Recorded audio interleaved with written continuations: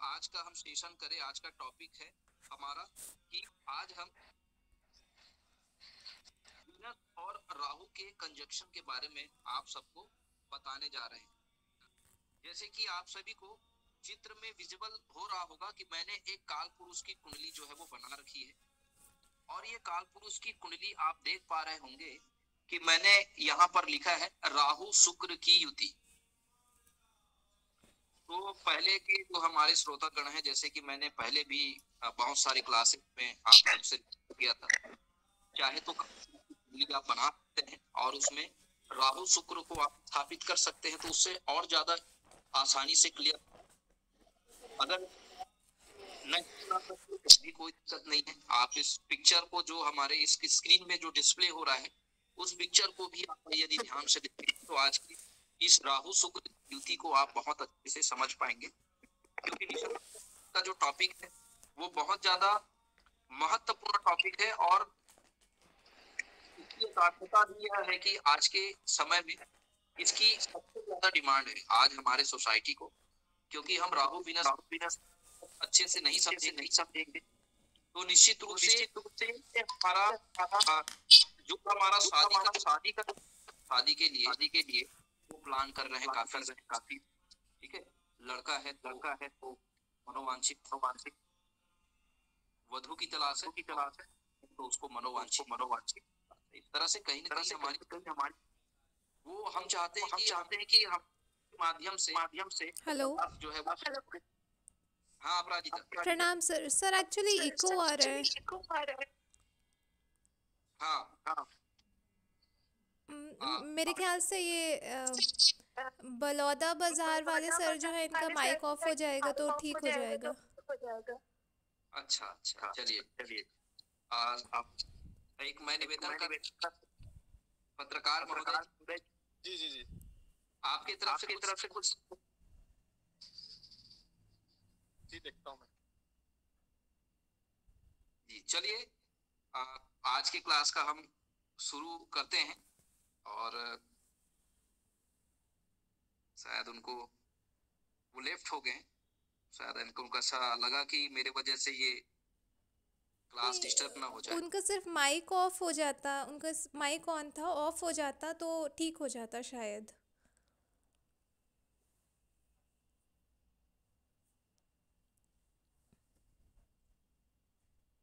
वो क्या है, पत्रकार महोदय जी जो जुड़े हुए थे हमारे पास।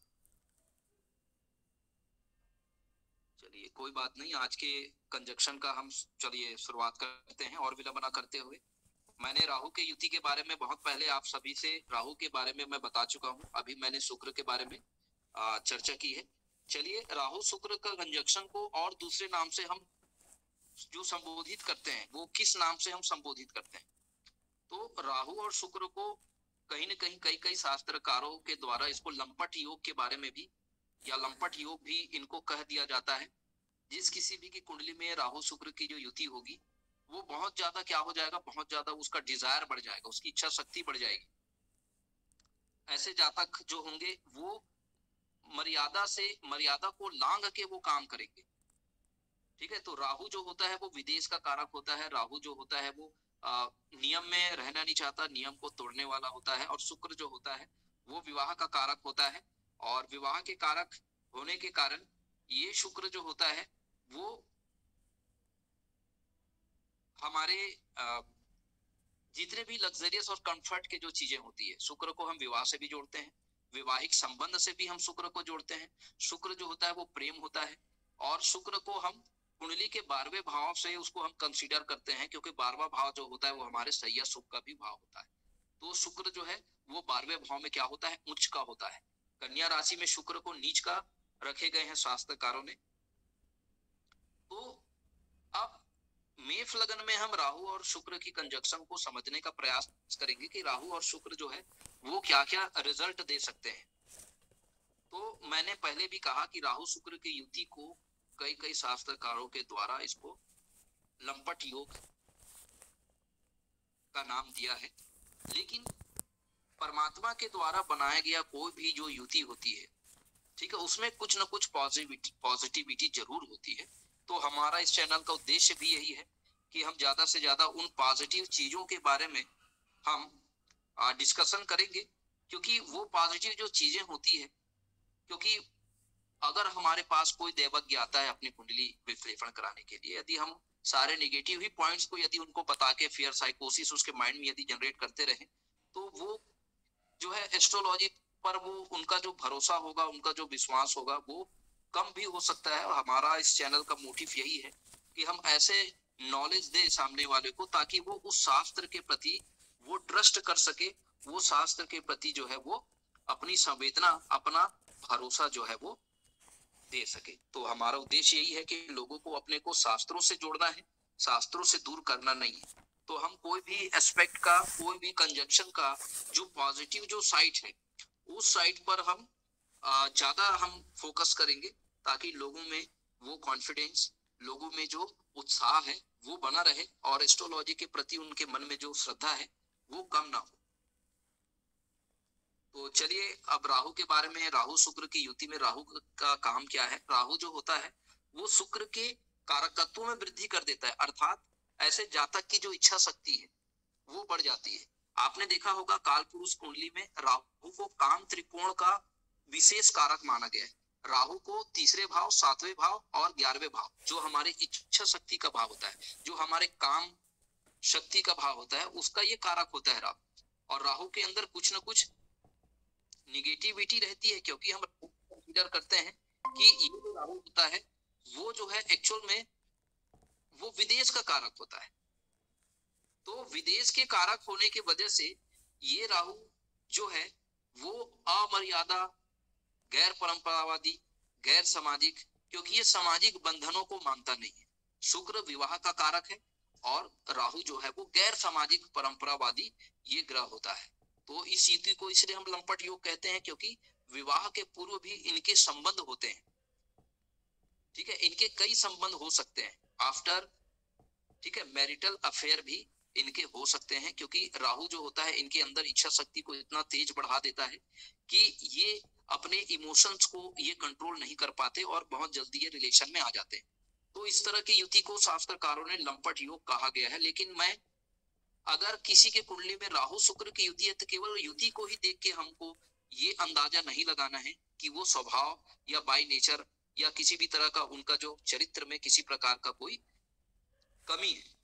तो उसके लिए और भी बहुत सारे पैरामीटर्स हैं। उन सारे पैरामीटर्स को जब तक हम अच्छे से नहीं समझेंगे, नवमांश कुंडली में उन ग्रहों की स्थिति के बारे में जब तक हम विचार नहीं करेंगे, तब तक कोई फल कथन हमको नहीं करना है। अदरवाइज आप मुसीबत में फंस सकते हैं। कोई भी युति को देख के आप डायरेक्ट उसको प्रेडिक्शन नहीं करेंगे, उसके और बहुत सारे पैरामीटर्स है।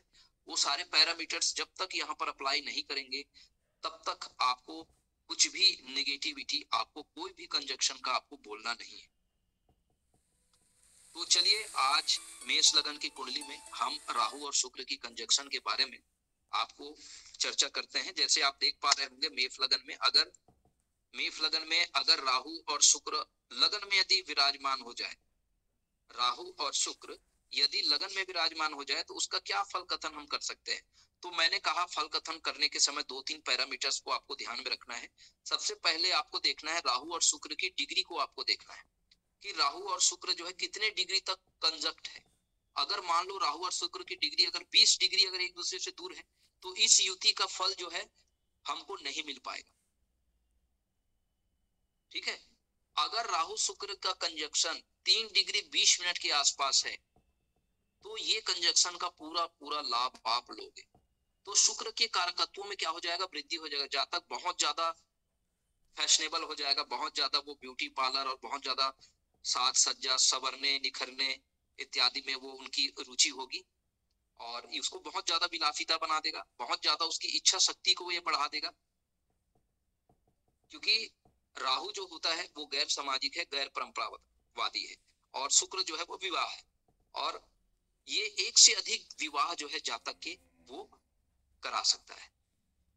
ऐसे जो जातक होता है उसके जीवन में केवल अपना शारीरिक सुखों को संपूर्ण करने के लिए ही वो विवाह उनका उद्देश्य होता है। तो ऐसा युति जो होता है वो राहु शुक्र की जो निगेटिविटी अगर कुंडली में आ रही है तो उसको हम कह सकते हैं, जैसे इस कुंडली के मैं बात करूं, मेष लगन की कुंडली के लिए शुक्र जो है वो क्या है, मारक है, प्रबल मारक है। दो मारक भावों का शुक्र जो है यह स्वामी है, अर्थात ये प्रबल मारक है। और प्रबल मार्केश होकर शुक्र कहाँ बैठा है, अपने शत्रु के राशि में बैठा है। तो इसका हम कैसे फल कथन करेंगे, ऐसे जातक की इच्छा शक्ति जो है वो क्या हो जाएगी, बढ़ जाएगी। वो सदैव अपनी इच्छा को ही पूरा करने में लगा रहेगा। उनको सामाजिक रिलेशन के संदर्भ में उसकी जो औपचारिकता है उसको ये भूल जाएगा और केवल अपनी ही इच्छाओं को पूरी करने में ये लगा रहेगा, अपने विलासिता के संसाधनों को जुटाने में लगा रहेगा। ऐसा जो जातक होगा वो बहुत सेल्फिश होगा, क्योंकि राहु यहाँ पर बैठ के उसको सेल्फिश भी बनाएगा। ऐसे जातक के एक से अधिक विवाह संबंध हो सकते हैं, या एक से अधिक विवाह का योग ऐसे जातक का हो सकता है, क्योंकि एक से अधिक रिलेशन होने से तलाक की संभावना होगी, और तलाक की संभावना जब हो जाएगी तो तलाक होने के बाद ये दूसरा विवाह करेगा। इस तरह से इसका एक से अधिक जो है विवाह का भी इस युति को हम योग कहते हैं। अब ये फलित क्यों होगा और फलित कैसे होगा, तो इसको समझने के लिए अगर राहु शुक्र की युति पर यदि शनि की दृष्टि पड़ जाए या मंगल इसके साथ बैठ जाए, यदि आई रिपीट राहु शुक्र की युति पर कहीं से अगर शनि की दृष्टि पड़ जाए या फिर मंगल इसके साथ बैठा या मंगल की दृष्टि पड़ जाए या दो पाप ग्रहों की दृष्टि राहु शुक्र की युति पर पड़ जाए, तो ऐसे जातक जो है वो राहु शुक्र के निगेटिविटी के क्या है, संपर्क में आ जाते हैं। तो ऐसे जातक के कई संबंध, कई रिलेशन जो है वो बन जाते हैं, एक से अधिक विवाह का योग बन जाता है, तलाक का योग बनता है, और तलाक होने के बाद एक से अधिक उनका विवाह भी होता है। लेकिन वैवाहिक संबंध जो है इनका अच्छा नहीं होता, मधुर नहीं हो पाता। इस वजह से ये जातक को बहुत ज्यादा बाद में परेशानियों का सामना करना पड़ता है। तो ऐसे जातक जो है उनको बहुत ही सावधानी से काम करना चाहिए, राहु की रेमेडी करनी चाहिए, ताकि शुक्र का जो निगेटिविटी है वो राहु की वजह से ना आपको मिले। हाँ, एक और महत्वपूर्ण बात यह है, अगर राहु शुक्र की युति के साथ यदि गुरु बैठ जाए या गुरु की कहीं से दृष्टि पड़ जाए, एक बार पुनः मैं बोलता हूं, राहु शुक्र की युति पर यदि कहीं से गुरु की दृष्टि पड़ जाए या यहां पर गुरु साथ में बैठ जाए, तो इसे हम निगेटिविटी से कंसीडर नहीं करेंगे। इसकी पॉजिटिव साइड को विशेष रूप से हम ध्यान देंगे, क्योंकि ये जो पॉजिटिव इसका जो साइड होगा, ये पॉजिटिव साइड जो है वो इसको मैक्सिमम रिजल्ट देंगे शुक्र के। इसको बहुत ज्यादा कंफर्टेबल, लग्जरियस बना देगा, बहुत ज्यादा इनको विलासिता के संसाधनों से जुड़े हुए कार्यों से भी इसको लाभ प्रदान करेगा।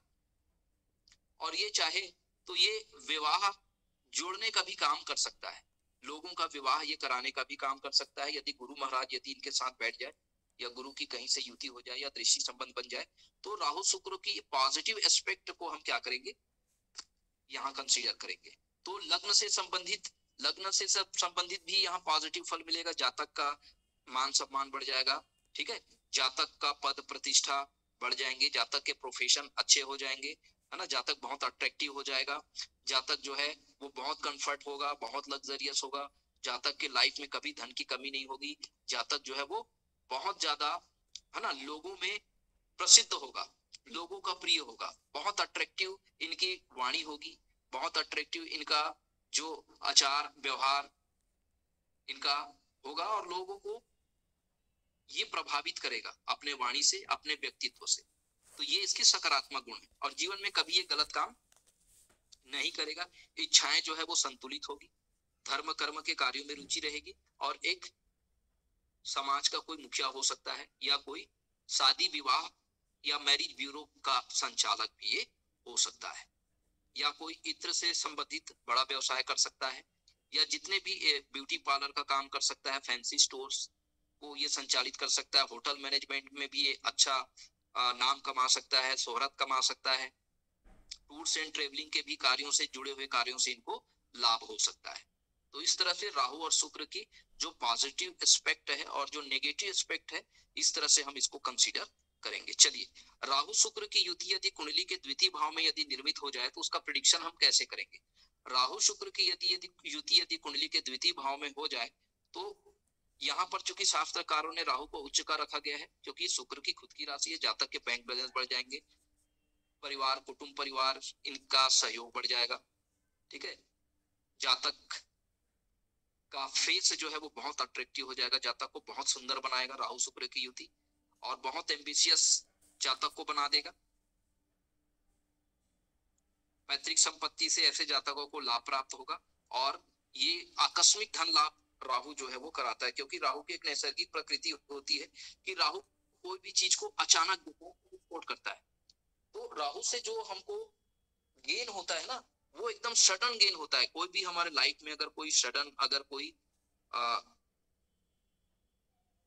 कोई इवेंट अगर हो रहे हैं, तो उस इवेंट को अगर हमको अचीव करना है तो वो राहु के पॉजिटिव एस्पेक्ट से, राहु शुक्र के जो पॉजिटिव एस्पेक्ट है उससे हम इसको प्राप्त करेंगे। तो यहाँ भी नेगेटिव कुछ एस्पेक्ट होगा तो फिर कुटुंब परिवार से संबंध जो है मधुर नहीं रहेंगे, और कुटुंब परिवार के अकॉर्डिंग जाके आप काम नहीं करेंगे, क्योंकि राहु यहाँ पर क्या है, गैर सामाजिक है। तो आप समाज के विपरीत चल करके आप जो है समाज से जो है वो क्या हो जाएंगे, दूरी बना लेंगे, या समाज से दूरी बनाकर रखेंगे, या समाज से हट के रखेंगे।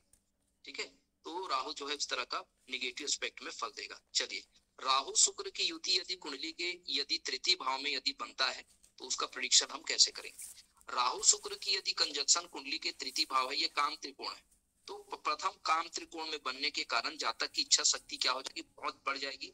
जातक छोटे छोटे अपनी इच्छाओं को पूरी करने के लिए वो क्या करेगा, छोटी छोटी यात्रा का सहारा लेना पड़ेगा।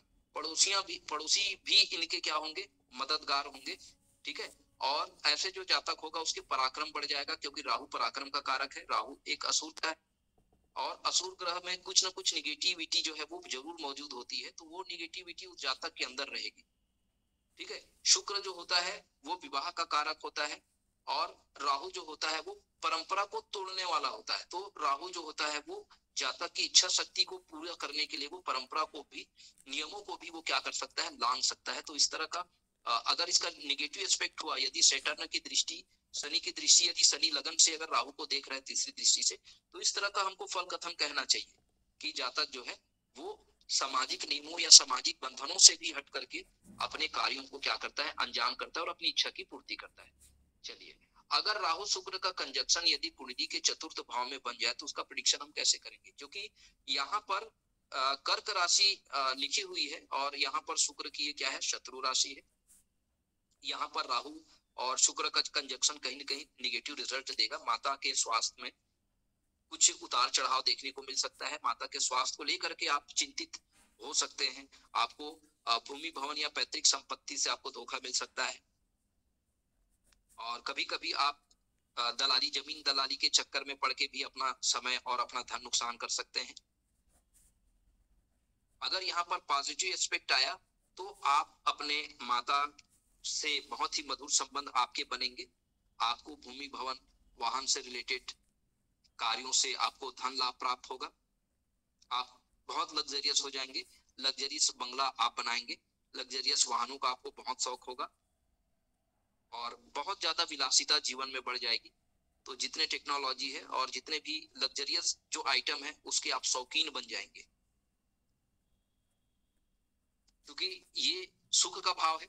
तो सुख के भाव में यदि हम बहुत ज्यादा सुखों के प्रति अगर आकर्षित हो जाएंगे तो कहीं ना कहीं हमारा शरीर क्या हो जाएगा, रोगी हो जाएगा, क्योंकि राहु जो होता है वो क्या है, एक पाप ग्रह होता है, और शुक्र जो है वो नैसर्गिक रूप से सबसे शुभ ग्रह होता है। तो कहीं ना कहीं अगर पुरुष है तो उसको हार्मोनल एबनॉर्मलिटीज हो जाएगी, अगर कोई महिला है तो उसको मासिक धर्म से संबंधित ये परेशानी दे सकता है। अगर इसमें कोई शनि का अगर निगेटिव एस्पेक्ट आया तो इस तरह के, मंगल का भी यदि चौथी दृष्टि, आठवीं दृष्टि या सातवीं दृष्टि अगर यहाँ पर आती है तब भी ये निगेटिव एस्पेक्ट दे सकता है, क्योंकि मंगल की नीच राशि है।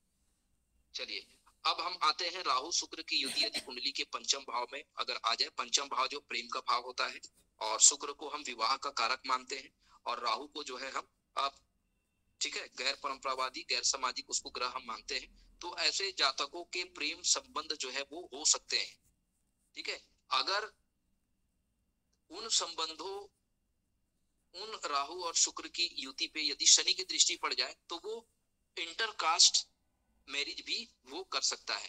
ठीक है, तो गैर सामाजिक जो विवाह है उसको वो संपन्न करा सकता है। और चूंकि इनके कई प्रेम सब, क्योंकि ये प्रेम का भाव है और राहु जो है वो क्या करता है, ये बूस्टर इफेक्ट देता है, तो उनके एक से अधिक प्रेम संबंध भी हो सकते हैं। अगर यहाँ पर कोई शनि का एस्पेक्ट आता है, कोई और पाप ग्रहों की दृष्टि आती है तो।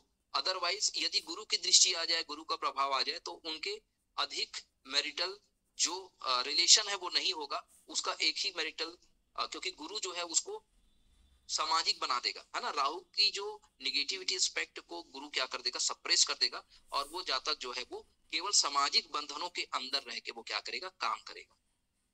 तो इस तरह से आपको प्रेडिक्शन करना है। यदि कुंडली के 6वें भाव में राहु और शुक्र का कंजक्शन होता है तो ये भी अच्छा फल यहाँ पर देगा, लेकिन यहाँ पर शुक्र जो है वो क्या हो जाते हैं, नीच के हो जाते हैं, तो शुक्र का यहाँ पर निगेटिव फल को आपको कंसीडर करना पड़ेगा। तो निगेटिव शुक्र और राहु जो है, क्योंकि शुक्र निगेटिव हो गया, मतलब क्योंकि शुक्र को हम क्या मानते हैं, असुरों के गुरु मानते हैं, ठीक है। और राहु क्या है, राहु उस गुरु का शिष्य है, चेला है। तो शुक्र को गुरु शुक्राचार्य मानते हैं, और राहु क्या है, असुरों के सेनापति। अगर गुरु अगर बीस गाइड कर रहा है शिष्यों को, तो शिष्य को क्या है, गुरु के आदेश का पालन करना है। अगर गुरु ही अच्छा नहीं है, गुरु अगर उसको सही मर्यादा, सही नियम की अगर उनको जानकारी नहीं दे रही है, तो शिष्यों में वही गुण आएगा।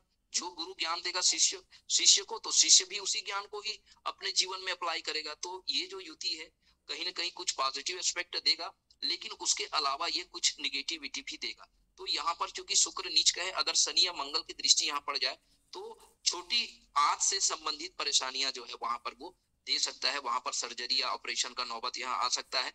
यूरिनल यहाँ पर इन्फेक्शन होता है, पेंक्रियाटिक ग्लैंड में कुछ प्रॉब्लम हो सकती है, सिस्ट वाला प्रॉब्लम हो सकता है, ठीक है। ऐसे जातक को मूत्र कक्ष की भी बीमारी जो है वो हो सकती है।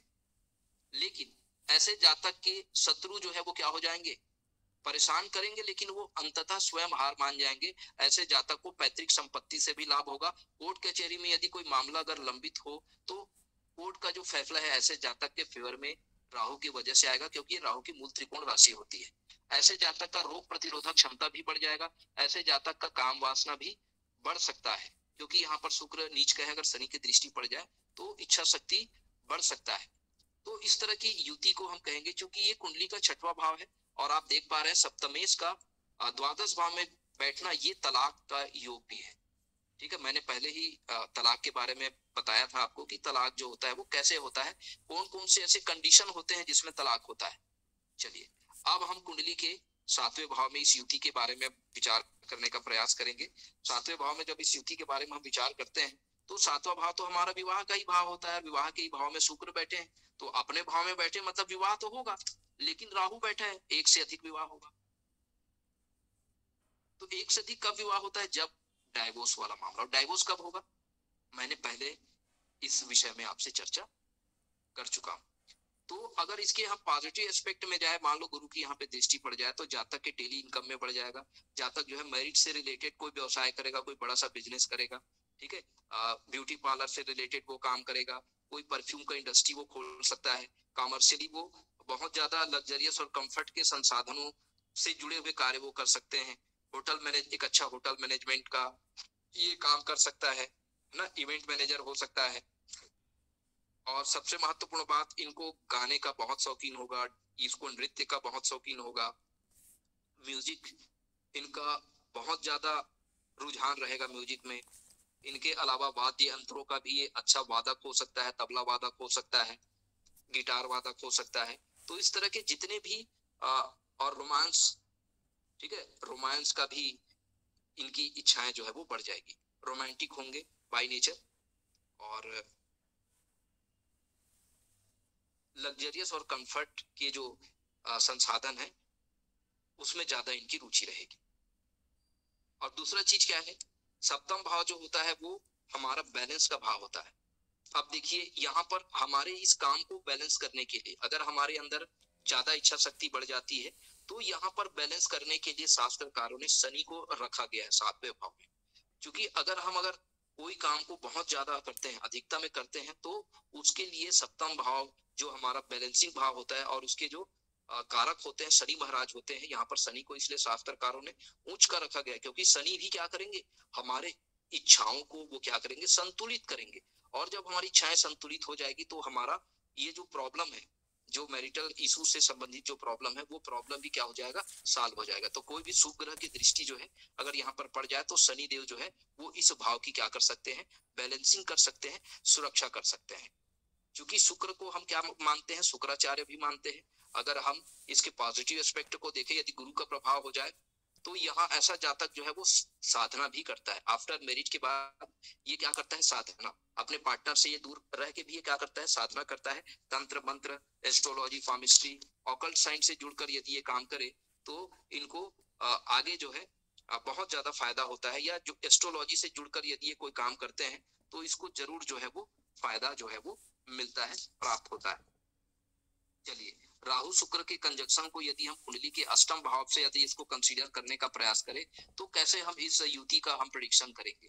तो राहु शुक्र की युति को अष्टम भाव से यदि हम प्रेडिक्शन करने का प्रयास करें तो ये अष्टम भाव में शुक्र जो होता है ये शुक्र की शत्रु राशि है और राहु भी कहीं ना कहीं यहाँ पर क्या करता है, अशुभ फल प्रदान करता है। तो ऐसे कंडीशन में ये क्या करेगा, राहु जो होता है हार्मोनल एबनॉर्मलिटीज दे देगा। टेस्टोस्टेरोन जो लेवल है उसको बहुत ज्यादा ये बढ़ा देगा, जातक को बहुत ज्यादा ये क्या बना देगा, कामुक बना देगा।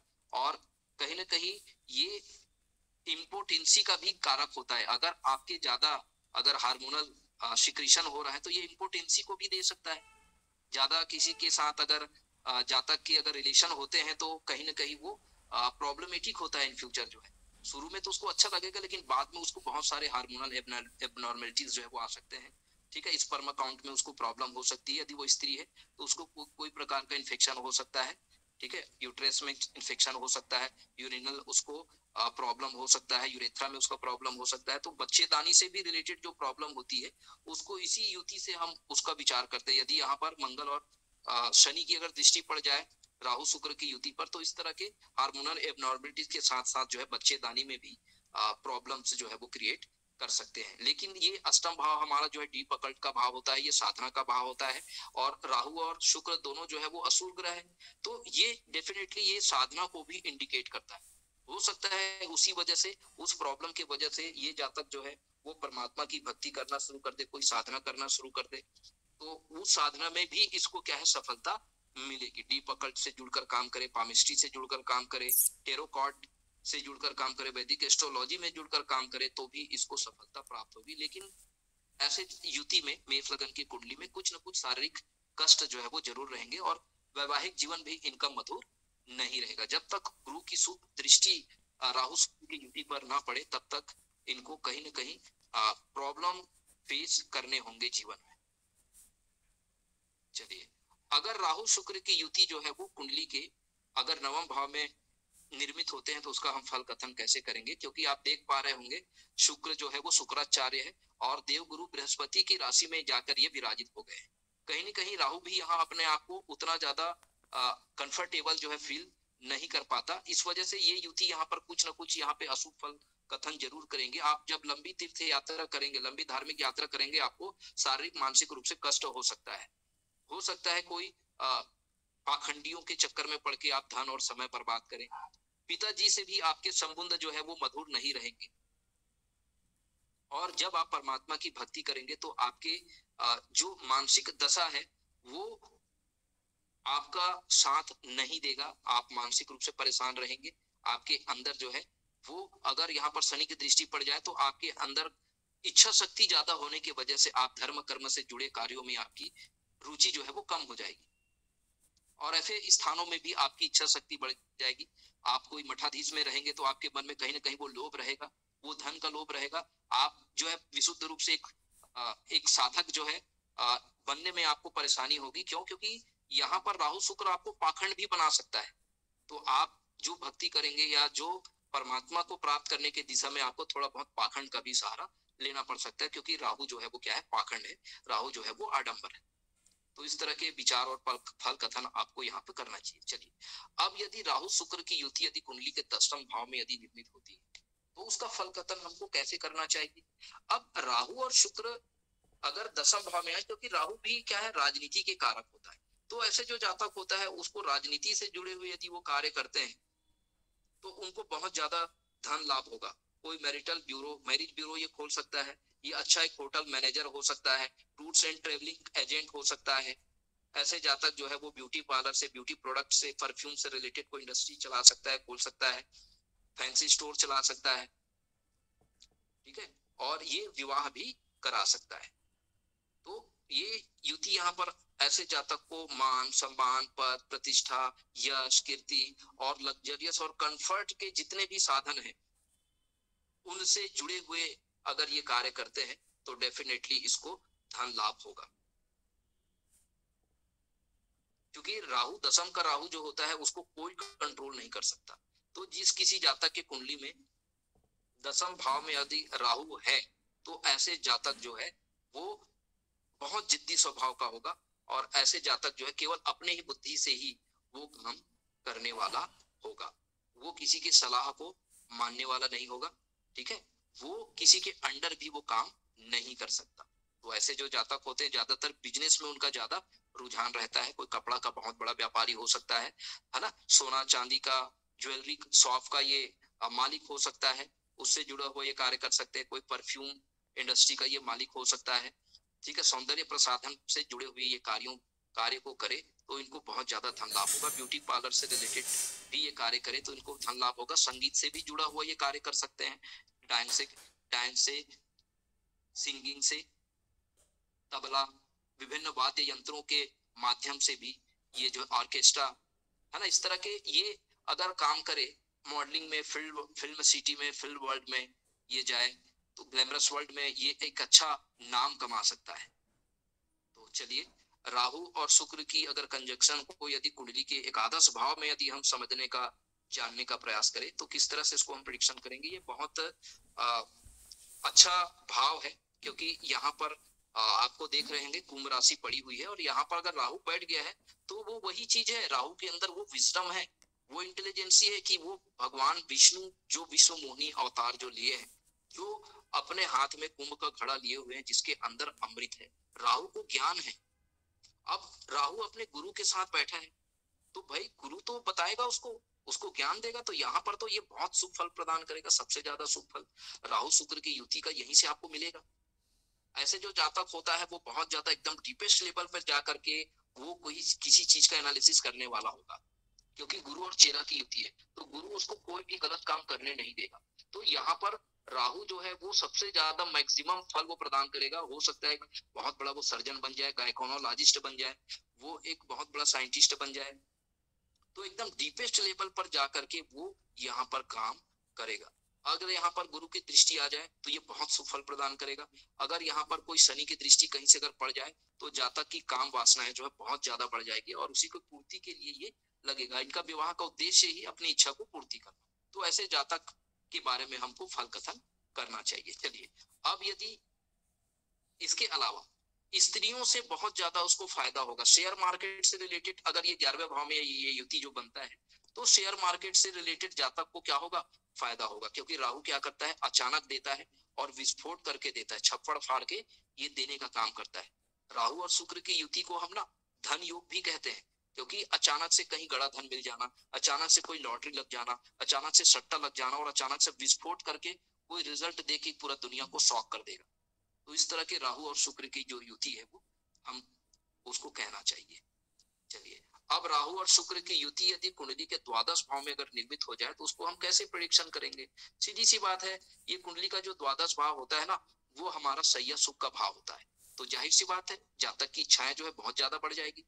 अगर यहाँ पर पाप ग्रह शनि का प्रभाव हो, मंगल का प्रभाव हो, तो जातक राहु शुक्र की जो निगेटिविटी का ज्यादा उसको फल देखने को मिलेगा। उनकी सैया सुख, उनकी इच्छा शक्ति बढ़ जाने की वजह से उनको क्या होगा, उनके कई रिलेशन बनेंगे, और इसी वजह से कोई स्कैंडल में ये फंस जाएगा। इसको जेल या कारावास भी हो सकता है, इसके खिलाफ जो है वो मुकदमा भी चल सकता है अगर राहु शुक्र की युति पर कोई पाप ग्रह का प्रभाव हो।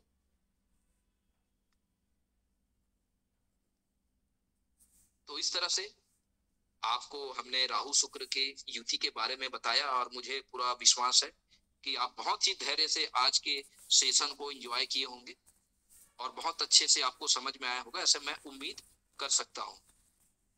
तो आप सभी ने अपना कीमती समय इस चैनल को दिया, आपका बहुत बहुत शुक्रिया और आभार।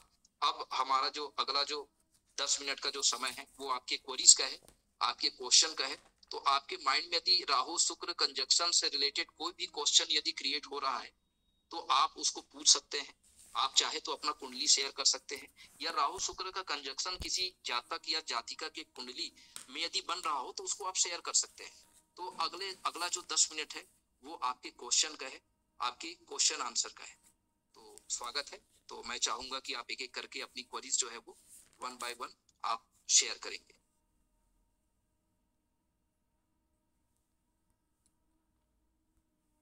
प्रणाम सर, अपराजिता बोल रही हूँ।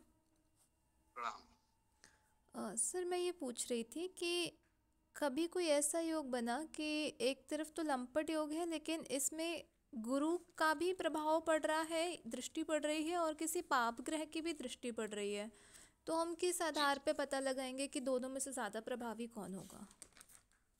देखिए, अब यहाँ पर देखना पड़ेगा कि कौन सा ग्रह कितना स्ट्रांग है।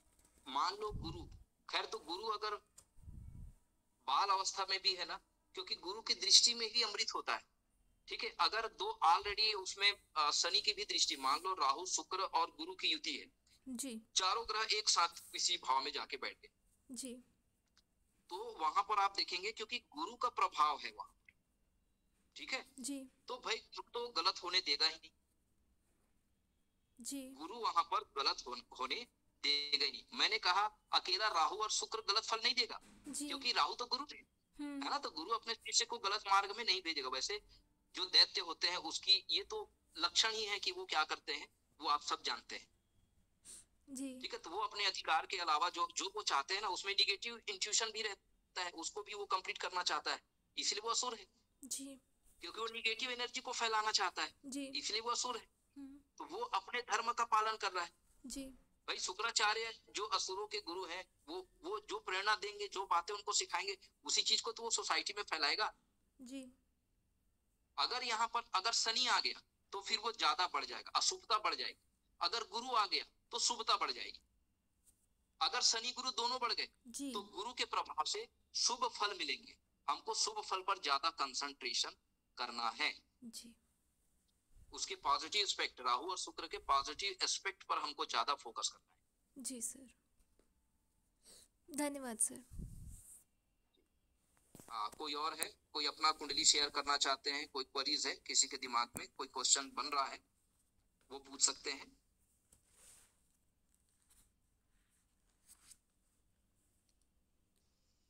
प्रणाम सर।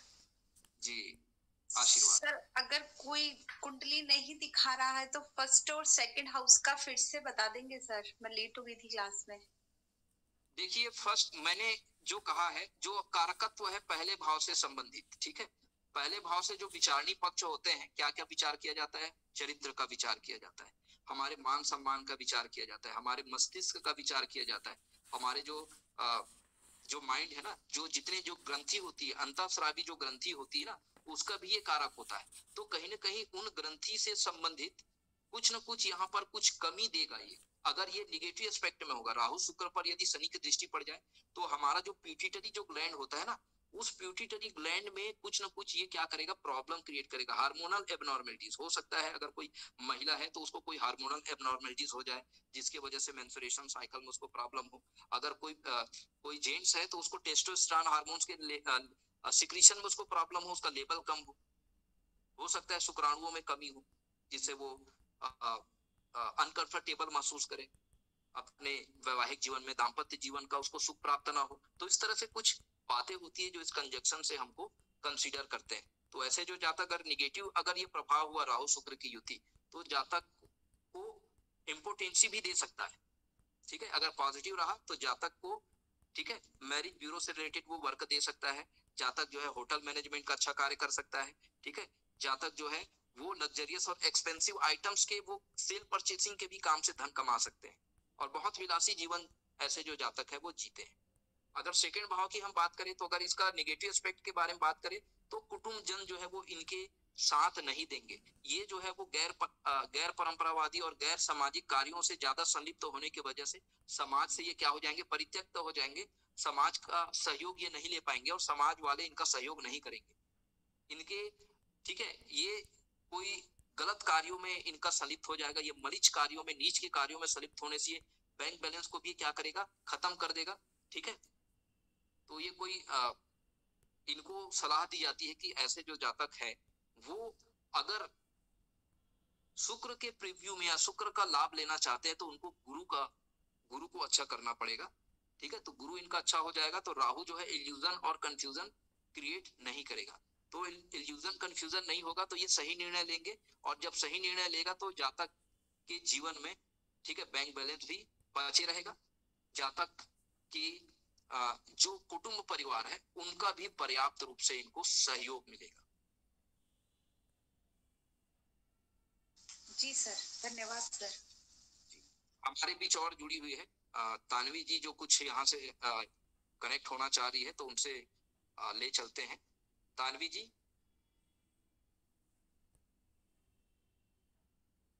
आप अपना परिचय दीजिए, आप नए हैं हमारे ग्रुप में, आप तक हमारी आवाज पहुंच पा रही है?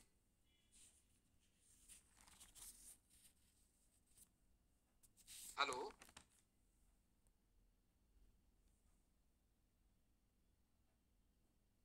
जी, रुपेन जी, आप कुछ पूछना चाहते हैं?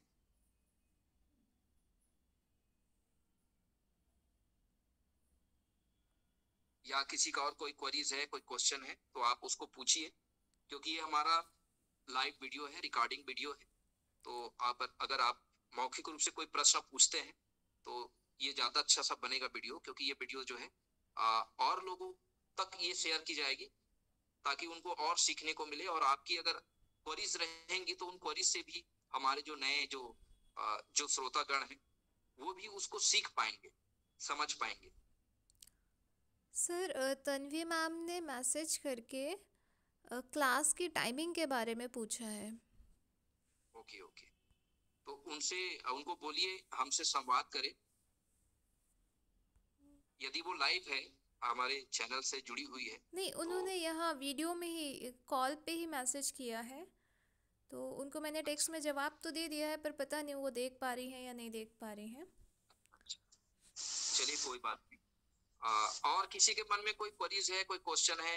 रही समय के बारे में, अगर टाइम का इशू है तो हमारा जो हफ्ते में 2 दिन आता है हमारा क्लास जो है, बुधवार के दिन शाम 7:30 बजे, और रविवार का जो दिन होता है वो भी हम 7:30 बजे इसको हमने शेड्यूल किया है, क्योंकि संडे का जो दिन होता है, दिन भर हम हफ्ते भर का जो काम होता है ना, उसको हम पेंडिंग काम को हम कंप्लीट करते हैं। तो मेरे हिसाब से 7:30 बजे का समय मेरे को उचित लगा, इसलिए मैंने ये समय जो है वो चुनाव किया है। यदि फिर भी लगता है कि समय में कोई संशोधन होना चाहिए तो आप सबका अगर सहमति हुआ तो जरूर एक नया समय जो है, क्योंकि मेरे को भी समय जो है इसी समय में मैं कंफर्टेबल होता हूँ, इसलिए इसी टाइम पे मैं लाइव आता हूँ। बट अगर सभी का अगर यही सहमति होगा तो डेफिनेटली कुछ किया जा सकता है। यस, तानवी मैडम, राधे राधे, मेरा नाम। हाँ, बहुत बहुत आपका स्वागत है। अपना परिचय दीजिए मैडम, कहाँ से हैं आप? सर राधे राधे, मेरा नाम तन्वी, हरियाणा से हूँ मैं। जी, बहुत बहुत स्वागत है बहादुरगढ़ हमारी क्लास में आपका। Thank you so much sir. Sir मैं ना मतलब एस्ट्रोलॉजी में बिल्कुल न्यू हूँ, मेरे को बिल्कुल बेसिक से सीखना है, तो कैसे कर सकती हूँ मैं?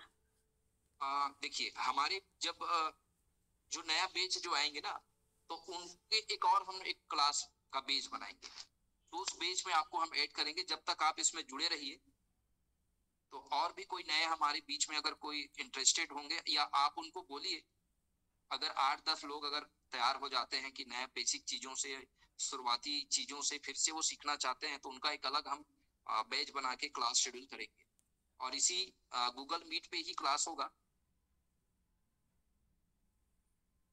ओके सर, वो बन जाएगा, है ना, हम बना देंगे उसको। जो बेसिक में जो इंटरेस्टेड है, जो और बेसिक को पुनः सीखना चाहते हैं, उनका भी एक अलग से हम ग्रुप बना देंगे, ताकि वो जो इंटरेस्टेड है वो सीखे, और जो भी बिगिनर अभी आ रहे हैं सीखने के लिए, तो वो भी सीख जाएंगे, क्योंकि ये पिछले हम 3 साल से ये क्लास हम बना रहे हैं, और जिनको जैसा रुचि हुआ, जितने समय में आया, जिनका प्रारब्ध में उनको सीखना हुआ, वो आया और हमसे जुड़ते गए। तो ये चैनल जो है, इसको जो है आप ज्यादा से ज्यादा लोगों तक शेयर करो, क्योंकि ये मुफ्त का है।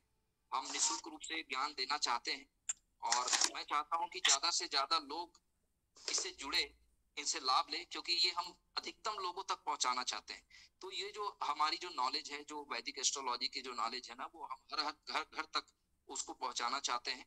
और कहीं ना कहीं आप सब इसका एक आधार स्तंभ है, और आप ही के माध्यम से ये जो नॉलेज है वो पहुंचनी है। क्योंकि आप यदि घर परिवार का कोई एक सदस्य भी यदि एस्ट्रोलॉजी के बारे में अगर नॉलेज सीखता है, तो वो न केवल अपने घर को, बल्कि वो जितने उसका परिवेश है, जितना उसका दायरा है, वो सब लोगों में वो ज्ञान के प्रकाश को क्या कर सकता है, आलोकित कर सकता है। तो लोगों को एक प्रेरणा दे सकता है, लोगों को जीने का एक सलीका सिखा सकता है। तो ये जो शास्त्र, जो ऋषि मुनियों ने हमको दिए हैं ना, ये कहीं ना कहीं हमको जीने के जो सलीके है ना, उसको सिखाने के लिए बनाया है, न कि लोगों में फियर साइकोसिस जनरेट करके लोगों को डराने का। ये कार्य तो कई तथाकथित ज्योतिष और पंडितों के द्वारा किया जा रहा है शुरू से, बट ये इसके पॉजिटिव एस्पेक्ट को लोगों को बताना, जो एक्चुअल में ऋषि मुनि हमको जो ज्ञान हमको देना चाहते थे ना, एज इट इज ज्ञान जो है ना, लोगों के जहन में हमको उतारना है, ताकि लोगों की विश्वसनीयता जो है वैदिक एस्ट्रोलॉजी के प्रति बढ़े और ज्यादा से ज्यादा लोग इसको जाने सीखे। क्योंकि मैं देखा हूं कि बहुत कम लोग हैं, 100 में से बहुत रेयर, मुश्किल से 8-10 लोग ही एस्ट्रोलॉजी पर ट्रस्ट कर पाते हैं। और यही नतीजन है कि हम अपने जीवन में, हमारे जीवन में जो दुख का जो कारण है वो हम स्वयं, क्योंकि हम उसको एनालाइज नहीं करते, उसको दूर करने का प्रयास करते ही नहीं। तो ये एस्ट्रोलॉजी आपको आपके समस्या का समाधान करने का, आपको आसान तरीके से जीने का एक सलीका सिखाएगा। तो इसी उम्मीद और जी सर, मेरे को एक चीज और पूछनी थी। हाँ हाँ, मेरे को एक चीज और पूछनी थी, जैसे अगर मुझे अपने बारे में मेरी कुंडली दिखवानी है, शेयर करनी है आपसे, तो कैसे करूं मैं वो? हाँ, आप मेरे पर्सनल व्हाट्सएप नंबर पे आप बात कर सकते हैं। अगर किसी को कुंडली एनालिसिस, लिंक में जाइए, आप वीडियो में जाइए और हमारे चैनल को आप सब्सक्राइब करिए। वहां पर आप सब्सक्रिप्शन में जाके, मैंने किया है सब्सक्राइब। लिंक में आप जाएंगे तो उसमें हमारा नंबर है, मोबाइल नंबर भी आपको मिलेगा, तो उससे आप कनेक्ट हो सकते हैं। उससे भी आप जुड़कर आपके संपूर्ण कुंडली का विश्लेषण जो है वो किया जाएगा।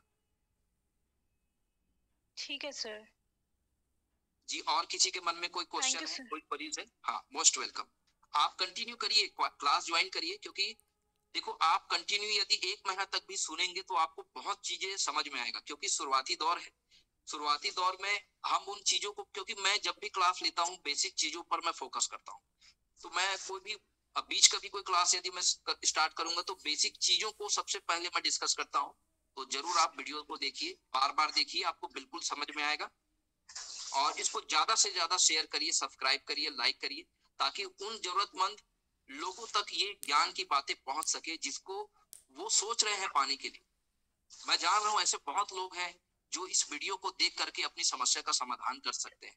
और मैंने राहु के लिए आपको एक रेमेडी मैं सजेस्ट करता हूँ। सबसे पहले आप केला का पेड़ आपने घर के ईशान कोण दिशा में लगाइए, और ईशान कोण दिशा में लगाने के बाद आप घी का दीपक जरूर जलाइए और वहीं बैठिए लाल आसन बिछा के, और वहां पर विष्णु सहस्त्र नाम का जरूर आप पाठ करिए। क्योंकि समुद्र मंथन के समय राहु ही एक ऐसा प्लैनेट था जो स्वर भानु नाम का असुरों का सेनापति था। उसको ज्ञान था, भगवान विष्णु को भी उन्होंने क्या किया, अपने माया से उनको भ्रमित कर दिए और चंद्रमा का रूप धारण करके देवता के साइड में जाके बैठ गए।